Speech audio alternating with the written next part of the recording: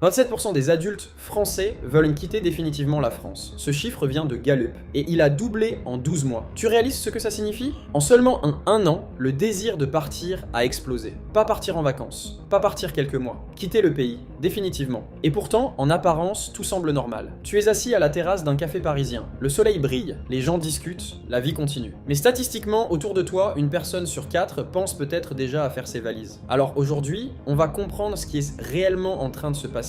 Pourquoi des milliers de Français partent chaque mois? Pourquoi la confiance dans le pays s'effondre? Pourquoi les jeunes diplômés fuient de plus en plus la France? Et surtout, pourquoi certains paradis de l'expatriation commencent eux aussi à inquiéter? Parce que ce qui vient de se passer à Dubaï a provoqué un choc énorme chez beaucoup d'expatriés français. Et cette histoire pourrait bien faire voler en éclats beaucoup de fantasmes sur l'expatriation. Reste bien jusqu'à la fin. Certains chiffres sont absolument sidérants. Et si ce type de contenu te parle, laisse un j'aime, un pouce et abonne-toi. Ça aide vraiment l'algorithme à pousser cette vidéo vers plus de personnes qui en ont besoin. On commence. Partie 1, le grand basculement. Avant d'aller plus loin, regardons les vrais chiffres. Pas les débats de télé, pas les fantasmes politiques, les chiffres officiels. Au 1er janvier 2025, il y a exactement 1 754 688 Français inscrits dans les consulats à l'étranger. Mais attention, l'inscription est facultative. Beaucoup ne la font même jamais. Les estimations réelles parlent donc plutôt de 2,5 à 3 millions de Français vivant hors de l'Hexagone aujourd'hui. 2,5 millions. C'est plus que la population de Paris intramuros. Imagine ça une seconde, une immense ville entière de Français qui ne vit plus en France. Et le phénomène accélère. Plus 3% en un an, plus 49 000 inscrits supplémentaires entre 2023 et 2024. Ça représente environ 4 000 Français de plus chaque mois qui s'installent officiellement à l'étranger. Depuis les années 1990, le nombre d'expatriés français a quasiment doublé. Mais le plus inquiétant, ce n'est pas seulement le départ des Français, c'est la raison du départ. Selon Gallup, la France traverse en 2025 l'une des plus graves crises de confiance jamais mesurées depuis le lancement du Whirlpool il y a près de 20 ans. Et aucun autre pays de l'Union européenne n'a connu un effondrement aussi brutal de la confiance envers ses institutions en seulement 12 mois. Quelque chose est en train de casser. Et ce malaise est devenu tellement profond qu'il touche même certaines des figures intellectuelles les plus emblématiques du pays. En avril 2026, l'écrivain franco-algérien Boualem Sansal, celui-là même que la France avait aidé quelques mois plus tôt, déclarait publiquement « La France, c'est fini pour moi. Il me reste quelques mois à tirer dans ce pays, puis je me tire. » Il reviendra ensuite sur ses propos, parlant d'un coup de colère. Mais qu'un homme de 81 ans, qui doit littéralement sa liberté à la France, puisse prononcer une phrase pareille, même sous le coup de l'émotion.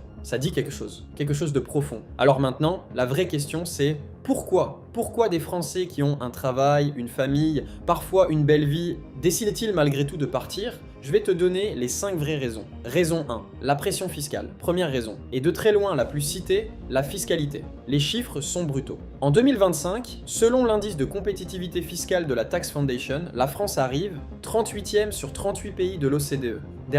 Bonne dernière. Le pire pays développé en matière de compétitivité fiscale. Quand tu es entrepreneur, médecin, avocat, artisan ou cadre supérieur, tu regardes parfois ta fiche de paye et tu réalises une chose. Pour 100 € dépensés par ton employeur, il t'en reste parfois moins de 45 dans la poche. Le reste part en charge, cotisation, impôts, et ensuite, tu regardes ailleurs. En Suisse, par exemple, un ingénieur expérimenté gagne en moyenne autour de 4 380 € net par mois. En France, environ 2 500 €, 76% de pouvoir d'achat en plus. Le même diplôme, le même métier, le même niveau de compétence. À un moment, beaucoup se posent la même question, pourquoi est-ce que je travaille autant pour garder si peu? Et certains prennent l'avion. Raison 2, l'effondrement politique. Deuxième raison, la crise politique. Et là encore, les chiffres Gallup sont impressionnants. La confiance dans le gouvernement national est tombée à 29%, moins 13 points en un an. La popularité d'Emmanuel Macron, 28%, son plus bas historique. Mais le plus inquiétant concerne les jeunes diplômés.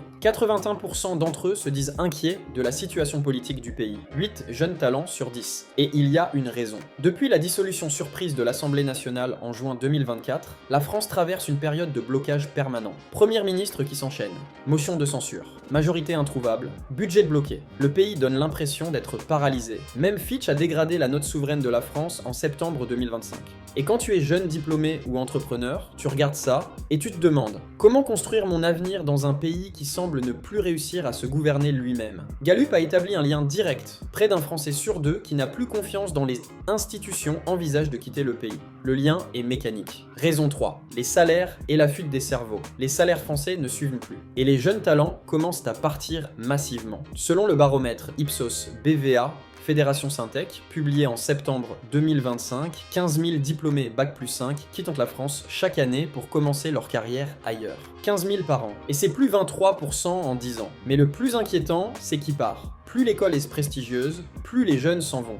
19% des diplômés de Polytechnique en 2024 sont partis à l'étranger, 17,4% à Centrale Supélec. Près d'un ingénieur d'élite sur 5. Le coût pour l'État, près d'1 milliard d'euros par an, parce que ces jeunes ont été formés avec l'argent public avant d'aller travailler ailleurs. Et quand tu compares les salaires, beaucoup comprennent vite pourquoi. 86% des jeunes talents français considèrent que la hausse des salaires est la mesure prioritaire pour les convaincre de rester. Pas une question secondaire. La priorité absolue. Quand tu gagnes 2500 € à Paris sans pouvoir acheter un logement et qu'on te propose le double en Suisse, le calcul devient rapide. Raison 4. Le sentiment de déclin. Quatrième raison, le sentiment de déclin. Et ça, c'est probablement le plus dangereux, parce qu'il touche le moral collectif. 70% des jeunes talents pensent que la France est en déclin. 67% des Français estiment que leur situation se détériore. Seulement 21% pensent que les choses s'améliorent. La France fait aujourd'hui partie des pays les plus pessimistes de toute l'OCDE, juste derrière la Grèce. Pense à ça une seconde. 7 Français sur 10 regardent leur propre pays et ont l'impression qu'ils s'enfoncent. Et parfois, ce sentiment devient très concret. Quand un cadre parisien explique dans Le Figaro qu'avec son salaire, sans héritage, il ne pourra jamais acheter un logement dans sa propre ville,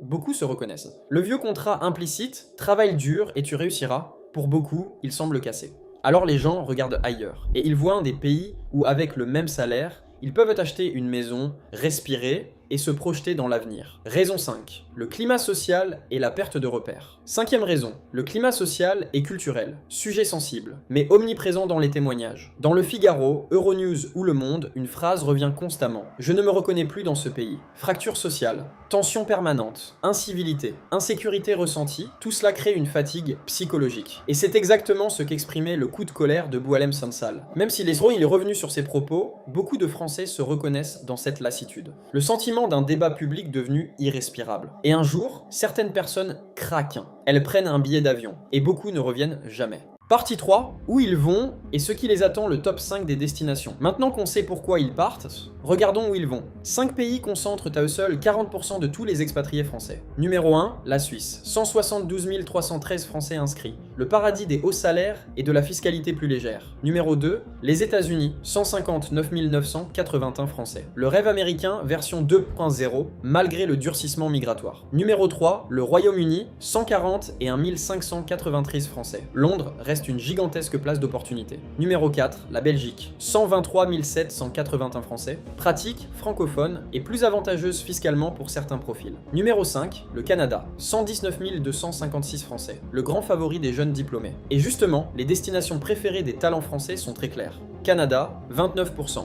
Suisse, 22%. États-Unis, 17%. Allemagne, 16%. La fuite des cerveaux est déjà en cours. Le cas du bas, l'avertissement. Mais il y a une destination dont il faut parler à part. Parce qu'elle résume parfaitement une chose essentielle, l'herbe n'est pas toujours plus verte ailleurs. Pendant des années, Dubaï est devenu le rêve absolu de nombreux expatriés français. Entrepreneurs, influenceurs, traders. Tous vendaient la même promesse, zéro impôt sur le revenu, sécurité, soleil, luxe, école internationale. En 2024, on estimait à environ 45 000 le nombre de Français vivant aux Émirats Arabes Unis. Et rien qu'en 2025, Dubaï attirait près de 10 000 nouveaux millionnaires. Le paradis sur Terre. Enfin, jusqu'à début 2026. Parce qu'après l'escalade entre les États-Unis, Israël et l'Iran, l'impensable s'est produit. Selon le ministère de la Défense des Émirats, au 9 avril 2026, plus de 2200 drones et 537 missiles balistiques. Des frappes sur Dubaï.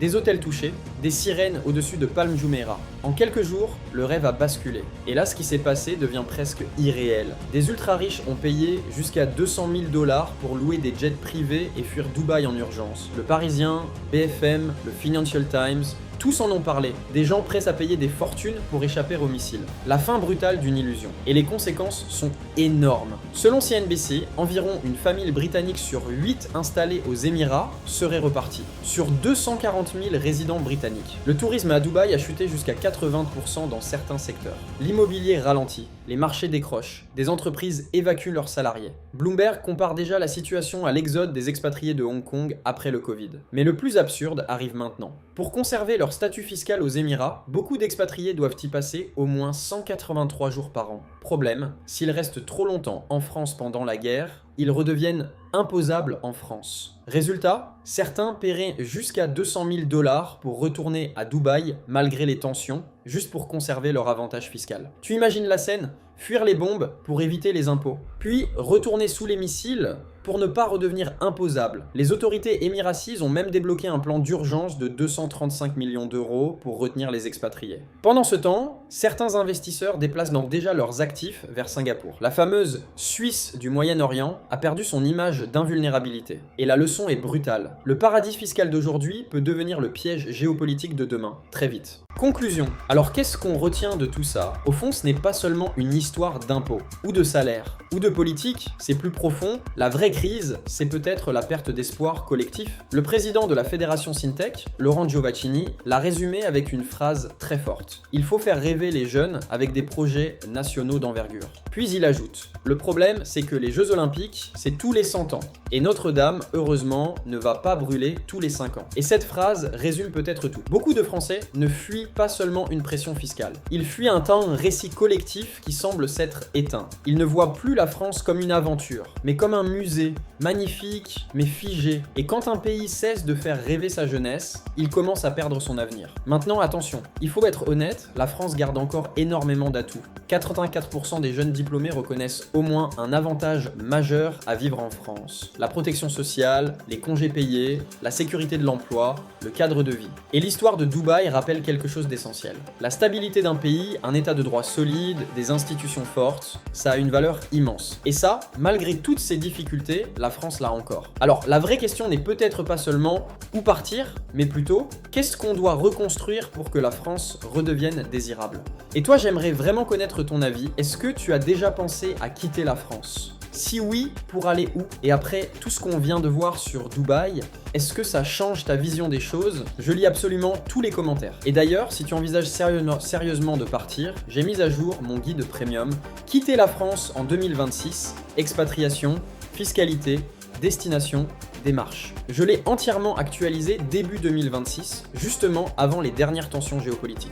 Dedans, je détaille les pays les plus accessibles, les erreurs à éviter, la fiscalité, les visas, les démarches concrètes et surtout les témoignages de ceux qui y vivent déjà. Le lien est en description. Et si cette vidéo t'a fait réfléchir, abonne-toi, like et partage-la à quelqu'un qui parle de quitter la France. Parce que ce sujet devient impossible à ignorer. À très vite sur Éco Décryptage. Et prends soin de toi.